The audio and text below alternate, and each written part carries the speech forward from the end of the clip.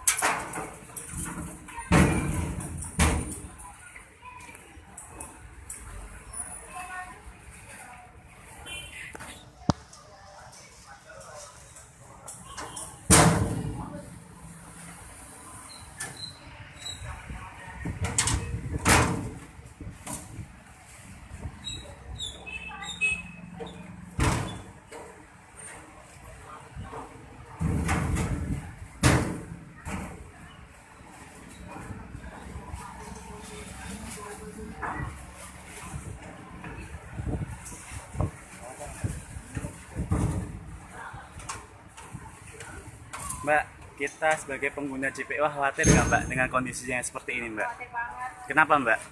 Itu nanti kalau jeblos yang mana jaga? Ya, banyak yang keropos Mbak ya? Iya, udah keropos banget. Mm-mm. Kita harap aja ke pemerintah apa sih Mbak dengan jembatan seperti ini Mbak? Dibenerin Pak ya. Iya. Soalnya kan ini akses ya untuk lalu lalang kita ya.